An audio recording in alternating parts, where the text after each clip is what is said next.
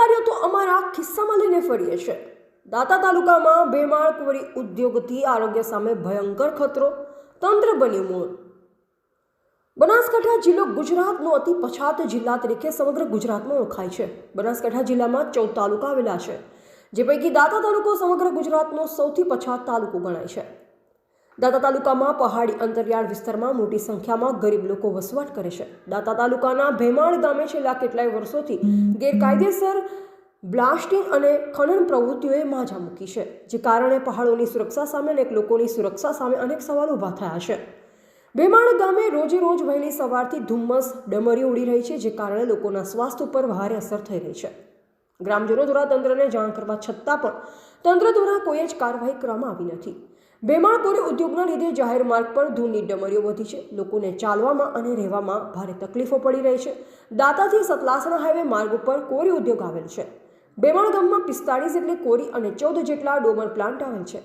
અવારનવાર ડસ્ટ અને માટી ઉડવાના લીધે ગામમાં ગંભીર બીમારીઓના કેસો પણ જોવા મળી રહ્યા છે। સૂત્રો પાસેથી મળતી માહિતી પ્રમાણે ગામમાં 15 જેટલા કેન્સરના કેસ ગામમાં દાખલ થયા છે।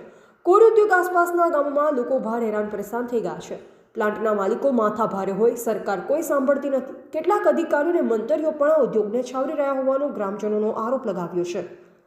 જાહેર હાઈવે માર્ગ ઉપર બ્લાસ્ટિંગના પગલે ડુંગરો પણ પોલા થઈ ગયા છે। આ ઉદ્યોગ આસપાસ ભણતા બાળકોના સ્વાસ્થ્ય ઉપર પણ ભારે અસર થઈ શકે છે। આગામી સમયમાં કાયમી ઉકેલ નહીં આવે તો ગ્રામજનો લડી લેવાના મૂડમાં જોવા મળી રહ્યા છે। રાજકીય નેતા અને મોટા રાજકારણીઓ આ ધંધામાં જોડાયેલા। ભેમાળ કોરી ઉદ્યોગની વાત કરવામાં આવે તો રાજકીય નેતા અને મોટા રાજકારણીઓ આ ધંધામાં જોડાયેલા છે, એટલે સરકાર પણ આંખ આડા કાન કરે છે અને આ કારણે લોકોને ભારે તકલીફો પડે છે। પૂર્વ બનાસકાંઠાના કલેક્ટર પણ આ ધંધામાં સામેલ હોય તેવું ચર્ચાઈ રહ્યું છે। રિપોર્ટર ગોવિંદ ઠાકોર, દાતા। ડુમરીઓ ઉડતી હતી, એની જગ્યા પર ડોમરા ઉડાડવાના ચાલુ કરી દીધા। આ લોકોનો એવું કહેવા માંગે છે કે સરકારી અધિકારીઓ તો અમે કીધામાં રાખીએ છીએ, સરકાર તો અમારા પાસેથી પૈસા લેતા છે એવું કીધી આ લોકો। સરકાર તો એમ કહે છે કે સરકાર તો અમારાથી અડે છે કે સરકારને તો અમે ચલાવીએ છીએ કે તો આ લોકો આટલા બેફામ થઈ ગયા છે, તો આ લોકો તો કોઈ કહેવા માગતા જ નથી। જેમ કરવું એમ કરો એવું કહેવા માગે છે। તો આ લોકોનું શું કરવું છે ભાઈ? તો આ લોકો તો કઈ ગમે તે વસ્તુ પર આપો, મીડિયા પર આપો, ગમે તે કે પર આપો, તો આ લોકો કોઈ કરવાના જ નથી। આ લોકો બંધ કરવા તો માગતા જ નથી ભાઈ। તો આપણે તો આ પ્રદૂષણથી ઝંઝાયેલા જ રહેવાનું છે। આ લોકો તો 2-3 વર્ષમાં ખાલી કરીને જતા રહેવાના છે, પણ તમે બીમારીઓથી મરી જશો બધા। તો હવે સરકારને કહેવામાં આવે છે ભાઈ સરકારે લોકો હોબળો અને અધિકારીઓ આવો આવ્યો, અધિકારીઓ નહીં હોબળો તો કોણ હોબળે? કઈ સરકાર હોબળે? સરકાર તો આ લોકો એવું કીધું કે અમારા ગીધામ છે।